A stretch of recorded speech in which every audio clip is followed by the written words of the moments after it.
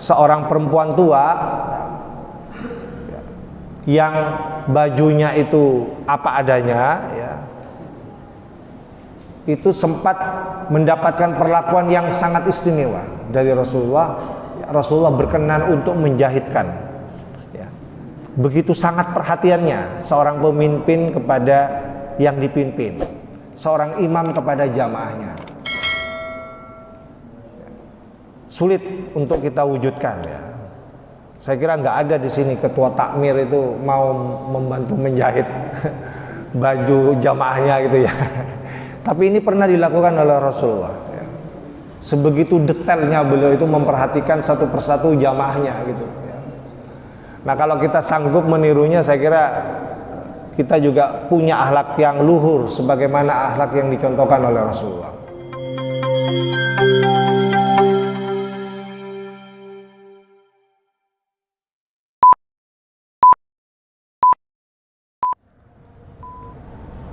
Bismillahirrahmanirrahim. Assalamualaikum warahmatullahi wabarakatuh.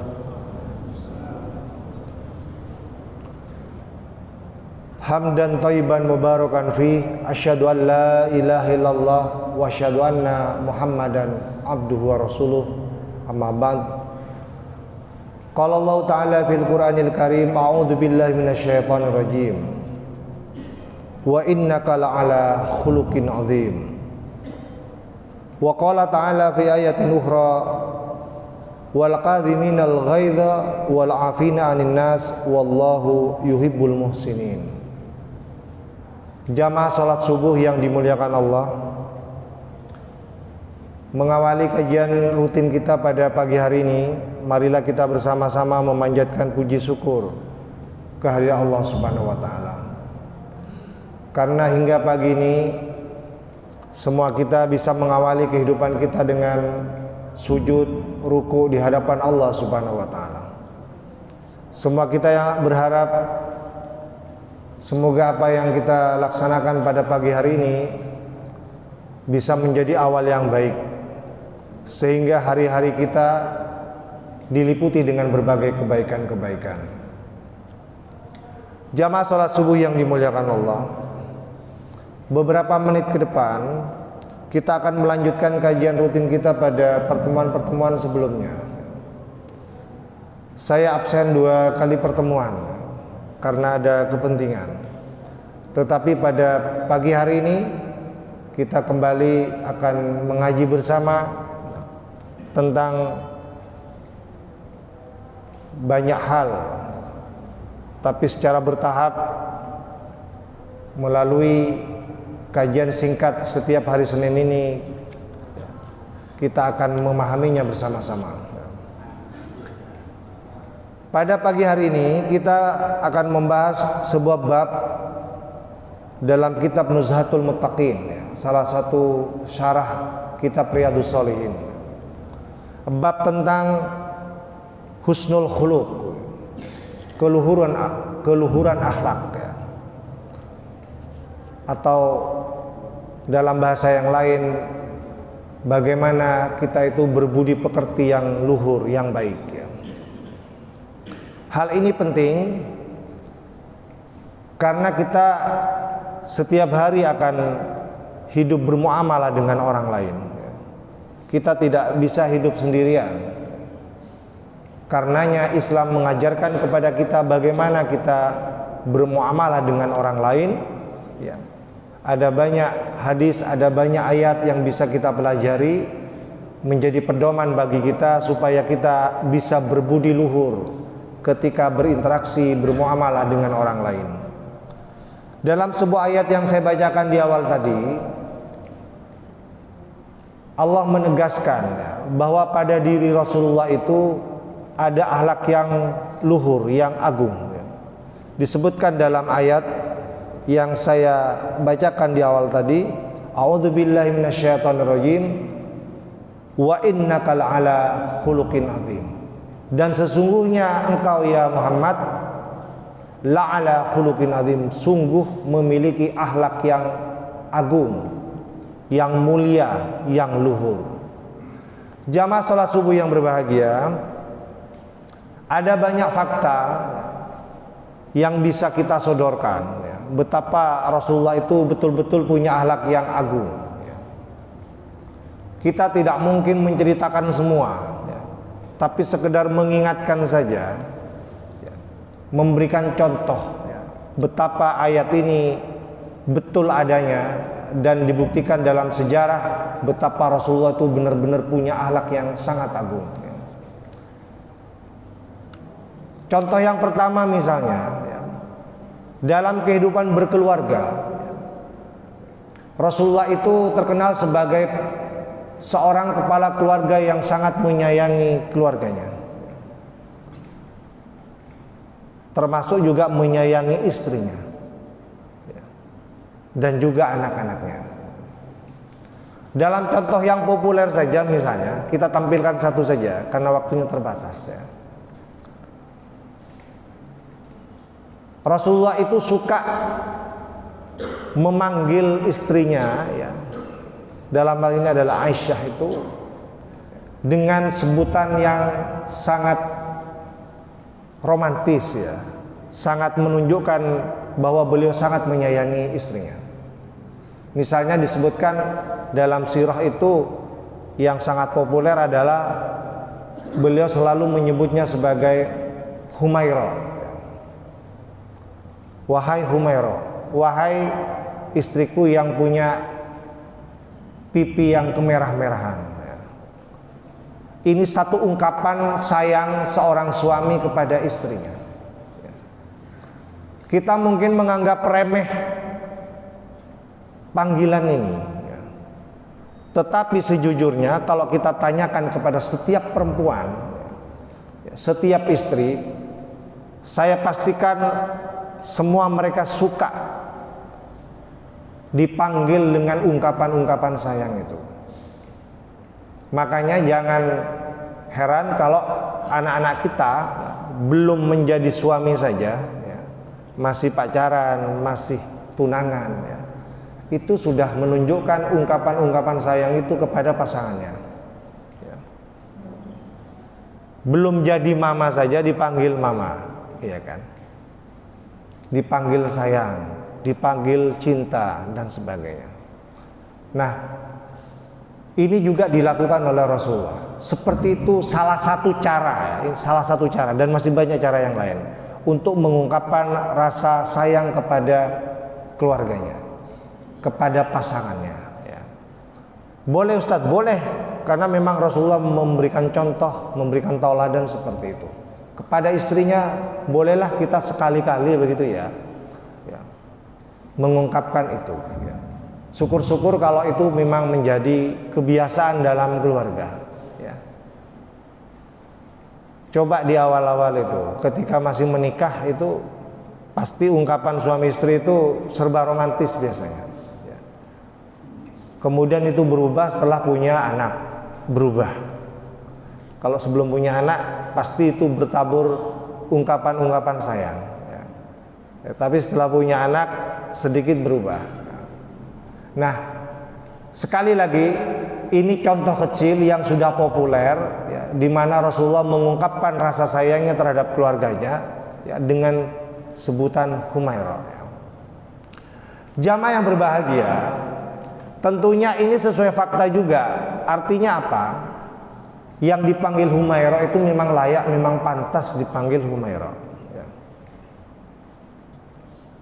Parasnya cantik, ya, kepribadiannya juga cantik, ya.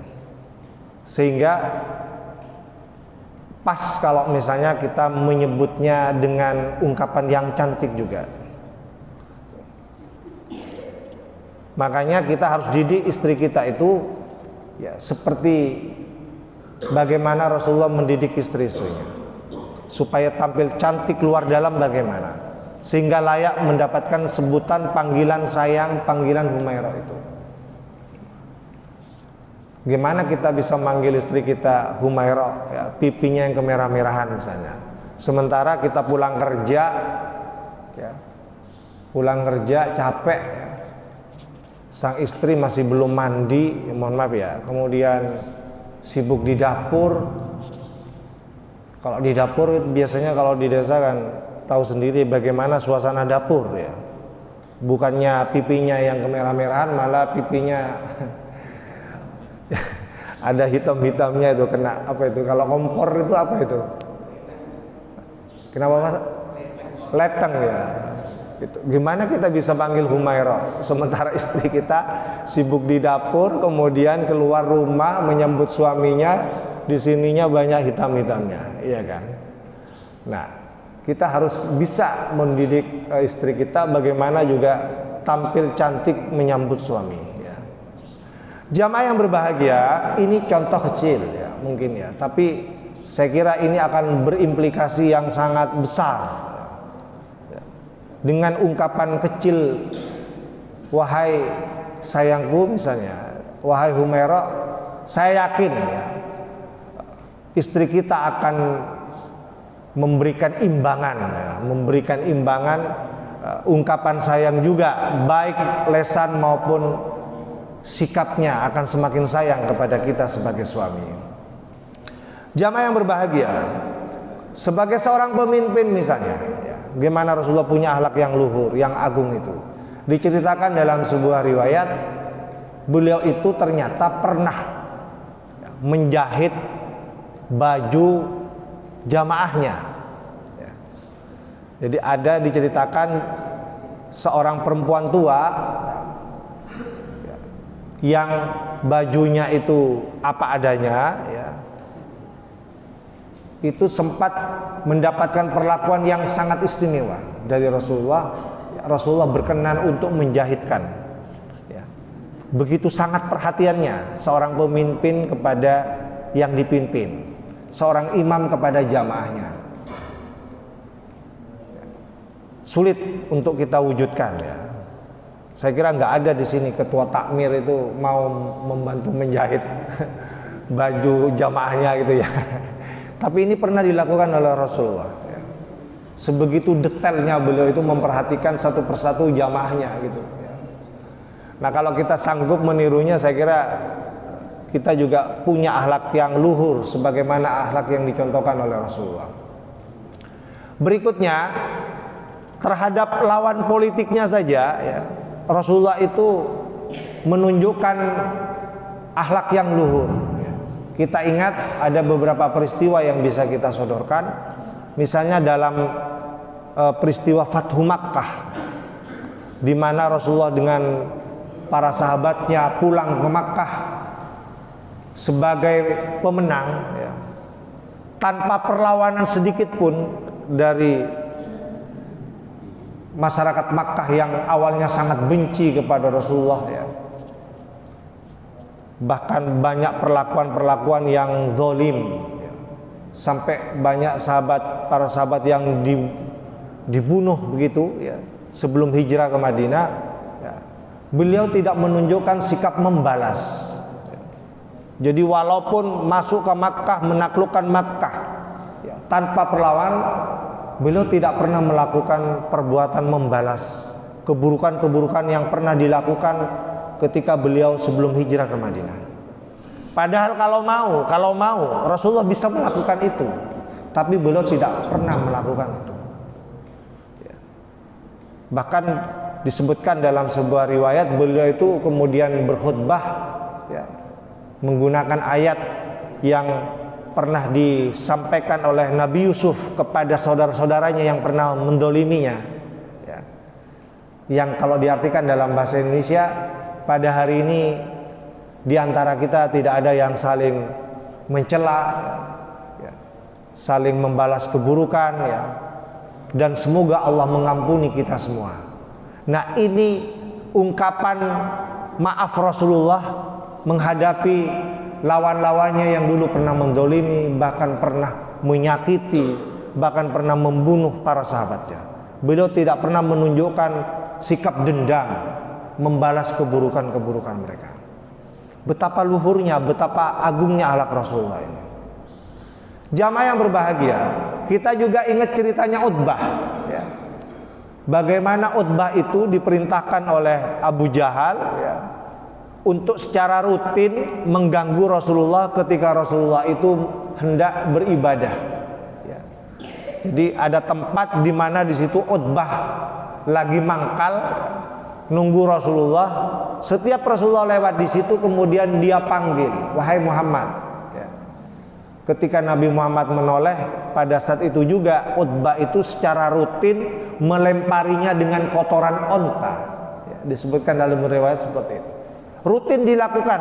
Setiap Rasulullah lewat di situ, Utbah bertugas sesuai amanah dari majikannya, bosnya yang namanya Abu Jahal itu melakukan itu. Sampai dalam suatu kesempatan Rasulullah mendapatkan Utbah tidak lagi melakukan itu. Dalam sebuah kesempatan yang biasanya Utbah itu melakukan hal seperti itu, ternyata Rasulullah tidak mendapatkannya. Kemudian bertanya kepada sahabatnya, kemana Utbah yang biasa melempariku dengan kotoran onta itu? Dikabarkan ternyata Utbah itu sakit. Utbah itu sakit. Mendengar Utbah ini sakit, apa yang dilakukan oleh Rasulullah? Beliau pulang ke rumahnya, kemudian bertanya apa yang bisa dibawa untuk menjenguk Utbah. Ketika tidak ada, beliau sempatkan datang ke pasar Madinah untuk mencarikan oleh-oleh demi menjenguk Utbah yang secara rutin mengganggunya itu. Singkat cerita, Utbah kaget pada saat semua teman-temannya termasuk bosnya yang menyuruhnya mengganggu Muhammad itu belum menjenguknya. Tapi Nabi Muhammad itu adalah orang yang pertama menjenguk Utbah ketika Utbah dalam kondisi yang sakit. Coba kita bisa tidak meniru seperti ini ya. Kalau itu terjadi pada kita, kita sering diganggu tetangga kita. Pas tetangga kita itu sakit, maukah kita menjenguknya sebagai orang yang pertama kali dengan membawakan oleh-oleh untuknya? Atau sebaliknya, karena kita sudah kesal gitu ya, setiap hari diganggu, kemudian keluar ungkapan ya, misalnya dulat gitu kan, apa tak nolai gitu kan, kadang-kadang kan begitu ya, sombongnya keluar itu ya. Jamaah yang berbahagia, ini akhlak luhur Rasulullah ya. Bahkan dalam sebuah peperangan ya, pernah juga diceritakan ketika beliau itu hendak ditebas oleh lawannya dan lawannya tidak mampu menebasnya hingga pedangnya itu jatuh tepat di hadapan Rasulullah. Rasulullah itu tidak kemudian membalasnya ya. Walaupun beliau berhasil merebut pedang itu, beliau tidak membalasnya dengan menebas ya. Beliau mau memaafkan lawannya itu.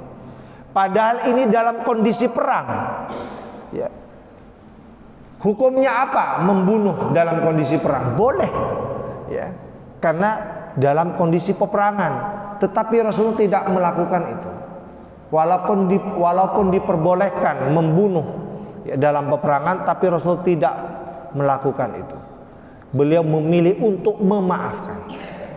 Inilah yang disebutkan dalam sebuah ayat yang lain, misalnya tadi di awal saya sudah bacakan ya, salah satu akhlak yang luhur itu manakala disebutkan dalam ayat ini wal kadhiminal ghaidha wal afina 'anil nas, adalah mereka yang mau berinfak, mau bersedekah ya, walaupun dalam keadaan lapang maupun dalam keadaan sempit ya.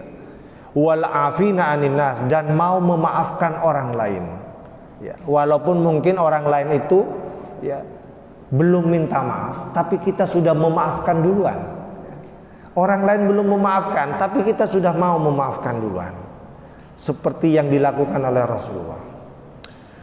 Jamaah yang berbahagia, ini ayat pembuka yang menjelaskan tentang pentingnya keluhuran akhlak itu ya, ketika kita bermuamalah dengan orang lain. Dan ini dicontohkan langsung oleh Rasulullah Muhammad SAW.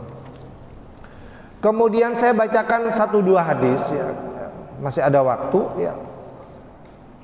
Hadis yang pertama, hadis ini diriwayatkan oleh An-Nawas bin Sam'an radhiyallahu anhu qala, beliau berkata, sa'altu Rasulullah, aku bertanya kepada Rasulullah, ya, anil birri wal ithmi, tentang kebaikan, wal ithmi, dan juga tentang dosa, ya. Faqala, kemudian Rasulullah menjawab, al birru husnul khuluq, kebaikan itu adalah keluhuran akhlak, ya. Jadi kebaikan itu menurut beliau adalah keluhuran akhlak, seperti yang saya ceritakan tadi. Jadi ketika kita bermuamalah dengan orang lain, kita tunjukkan bahwa kita ini adalah pribadi yang berbudi luhur. Itu adalah kebaikan. Bayangkan kalau setiap hari kita bisa berbaik-baikan, ya, berakhlak yang baik, ya, dalam setiap muamalah kita, maka hari-hari kita akan dipenuhi dengan berbagai kebaikan-kebaikan. Jamaah yang berbahagia, sebaliknya wal ithmu, sedangkan perbuatan dosa itu, ya, disebutkan mahaka fi sadrika, apa-apa yang melintas di dadamu, ya. Dalam hadis yang lain disebutkan mahaka fi nafsika, apa-apa yang merisaukan hatimu, ya. Wa karihta ayyat tali'a alaihin nas, dan kamu itu benci atau tidak suka ada orang lain mengetahuinya, ya. Jawaban Rasulullah itu memberikan penjelasan kepada kita tentang ciri kebaikan dan ciri perbuatan dosa, ya. Nah, saya tidak perlu menjelaskan kebaikan yang disebutkan tadi, disebutkan adalah husnul khuluq, ya, sudah dijelaskan tadi. Yang perlu dijelaskan lebih lanjut adalah kategori sebuah perbuatan dapat dikatakan sebagai perbuatan dosa. Itu cirinya menurut hadis ini, kalau ada di hati kita, ya, di dada kita itu ada perasaan tidak enak, bahkan khawatir, takut diketahui oleh orang lain. Ini ciri bahwa perbuatan itu adalah perbuatan tidak baik, jangan dilakukan, ya. Jadi kalau di hati kita itu timbul perasaan itu, rasa itu, ya, nggak enak, ya, dan takut kalau diketahui orang lain, ya, itu salah satu ciri kalau itu perbuatan tidak baik, perbuatan dosa, jangan dilanjutkan, ya. Ini mirip kalau kita belajar ilmu hukum itu, kita sebut dengan norma susila, ya. Norma susila itu norma yang bersumber dari hati nurani, ya. Jadi norma susila itu sumbernya dari hati nurani. Kalau kita melanggar norma susila yang bersumber dari hati nurani itu, biasanya muncul rasa tidak enak, ya, rasa malu kalau diketahui oleh orang lain, ya. Jadi sanksinya itu dari dirinya sendiri. Kalau ketemu nanti nggak enak saya, gitu, ya. Itu berarti ada ciri itu perbuatan itu nggak baik, ya. Jamaah yang berbahagia, jadi dalam studi ilmu hukum itu diajarkan ada beberapa norma. Salah satunya adalah norma susila, ya. Berbeda dengan norma kesopanan, norma sopan santun. Kalau itu sumbernya dari hubungan dengan orang lain, ya. Jadi kalau norma susila itu sumbernya dari hati nurani. Kalau kita melanggar, sanksinya dari diri kita sendiri, ada perasaan tidak enak, malu, takut, was-was dan sebagainya. Tapi kalau norma kesopanan itu, ya, sumbernya dari hubungan dengan orang lain, ya. Kita tahu ini perbuatan baik atau buruk, ya, itu dari orang lain, ya. Dan itu tidak berlaku universal, ya. Hanya berlaku di masyarakat itu. Jadi yang menilai itu masyarakat, ini sopan, ini tidak sopan, ini baik, ini tidak baik, ya. Saya kasih contoh misalnya, orang Madura, ya, kalau dipegang kepalanya, ya, pasti dia menganggap nggak sopan, ya. Misalnya ada orang memegang kepalanya tanpa ada alasan, ya, pasti orang Madura itu menunjukkan tidak suka dengan mengatakan nggak sopan, gitu, ya. Ini penilaian orang Madura. Kalau Anda melanggar norma itu, maka siap-siap nanti dimarah-marahin ya, oleh masyarakat Madura. Ya, begitu. Nah, tapi ini tidak berlaku pada masyarakat yang lain. Ya. Misalnya masyarakat Arab. Ya, coba kalau ada teman orang Arab. Orang Arab itu sebaliknya. Orang Arab itu suka kalau kepalanya dielus-elus. Jadi kita ketemu, kemudian ya, kita pegang pundaknya, kemudian kita elus-elus kepalanya. Orang Arab itu tidak marah. Ya. Itu tidak dianggap sebagai tidak sopan. Ya. Tapi orang Arab itu jangan dipegang, mohon maaf, jangan dipegang pantatnya. Kalau dipegang pantatnya pasti marah. Ya. Karena itu dianggap nggak sopan. Jadi beda. Jadi penilaiannya beda. Baik atau buruknya sebuah perbuatan, ya, kalau norma kesopanan itu ditentukan oleh masyarakat. Ya. Ya. Dan antara masyarakat yang satu dengan yang lain itu biasanya penilaiannya berbeda. Kita juga harus paham ini.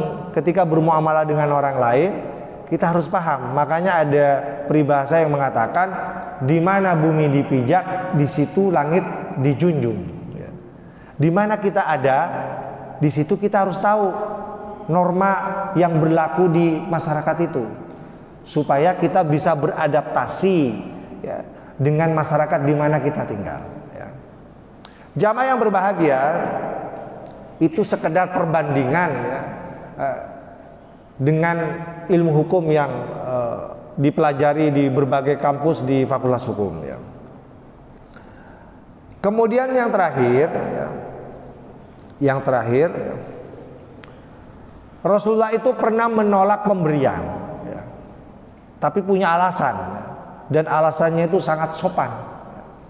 Jadi disebutkan dalam sebuah hadis, ya, bahwasanya sahabat bernama Shu'ab bin Jathamah radhiyallahu anhu qala, beliau berkata, ahdaitu Rasulullah, aku pernah memberikan hadiah kepada Rasulullah. Apa itu? Himaron wa khasyan, sebuah pakaian, ya, sebuah pakaian, ya. Mohon maaf, sebuah himar itu keledai yang liar, ya. Himar, ya, saya ralat himar itu adalah keledai. Wahasyan, dan keledai ini bukan keledai biasa, keledai liar, ya, yang biasanya didapat di hutan-hutan gitu, ya. Kemudian faraddu alayya, kemudian Rasulullah itu menolak hadiah itu, ya. Dia nggak mau. Falamma ra'a ma fi wajhi, maka tatkala Rasulullah melihat perubahan wajahku, ya, gimana rasanya kalau kita ikhlas memberi kemudian ditolak? Pasti ekspresinya beda, ya kan? Kita dengan rasa senang ingin memberikan hadiah kepada orang yang kita hargai, yang kita sayangi. Tahu-tahu dia menolak, pastilah, ya, akan terjadi perubahan ekspresi, ya kan? Kecewa, ya, mukanya memirah, misalnya malu, apalagi di hadapan banyak orang gitu kan. Nah, Rasulullah itu menyaksikan ketika beliau menolak pemberian itu, ternyata dia menyaksikan yang memberi itu berubah wajahnya, ya. Mungkin kecewa, ya, harus dimaklumi, ya, karena sudah semangat, senang, ingin memberi kok ditolak gitu kan, ya. Nah, ketika menyaksikan perubahan wajah itu, qala, Rasulullah kemudian bersabda, inna lam naruddahu, ya. Sesungguhnya kami tidak bermaksud menolaknya, katanya, alaika, kepadamu, ya, illa anna hurumu, ya, kecuali karena kami ini dalam kondisi sedang ihram. Jadi ceritanya ini beliau sedang melaksanakan ibadah haji, ya. Nah, kalau kita melaksanakan ibadah haji, ya, itu nggak boleh kita itu memburu binatang dan semua itu nggak boleh. Ya, nanti mungkin ini akan dijelaskan oleh Ustadz Hashim. Ya. Kalau bicara fikih nanti Ustadz Hashim. Jadi di zaman itu ya ketika melaksanakan ibadah haji tidak boleh itu melakukan kegiatan-kegiatan selain yang sudah ditentukan, termasuk memburu binatang. Ya walaupun kesempatannya ada, ya, banyak dijumpai binatang-binatang yang bisa dikonsumsi, tapi tidak boleh ya, karena kita sedang melakukan ibadah haji. Ya. Jamaah yang berbahagia, jadi sekali lagi kita diperbolehkan menolak sebuah pemberian, tapi harus disertai dengan alasan yang baik, disampaikan dengan cara yang baik, supaya orang lain itu tidak tersinggung, ya, supaya orang lain itu memahami. Harus disampaikan dengan cara baik-baik. Jangan kemudian hanya sekedar ditolak tanpa ada penjelasan. Khawatir nanti orang lain itu salah memahami, dan ini bisa merusak hubungan. Ya. Banyak itu contohnya dalam kehidupan sehari-hari. Karena kita tidak pandai-pandai ya, menolak dengan cara yang baik, yang sopan ya. Gak apa-apa kita tolak, tapi harus dijelaskan dengan cara yang sopan, sehingga penolakan kita itu diterima dengan sangat baik, dipahami dengan sangat baik, sehingga orang lain tidak salah paham, kemudian khawatir nanti merusak hubungan yang sudah terlanjur baik, apalagi itu saudara kita. Jamaah yang berbahagia, ini saja yang perlu saya sampaikan. Sebenarnya masih banyak hadis-hadis yang lain yang bisa kita jelaskan, tetapi kita akan lanjutkan saja pada pertemuan yang akan datang pada hari Senin minggu depan. Kita berdoa semoga kita semua dalam kondisi sehat walafiat, bisa berjamaah rutin di masjid ini, dan juga bisa ikut kegiatan kajian-kajian rutin, termasuk kajian rutin pada hari Ahad pagi bersama saya di sini. Baik, saya cukupkan ya, dengan bacaan hamdalah, alhamdulillahirabbil alamin. Assalamualaikum warahmatullahi wabarakatuh.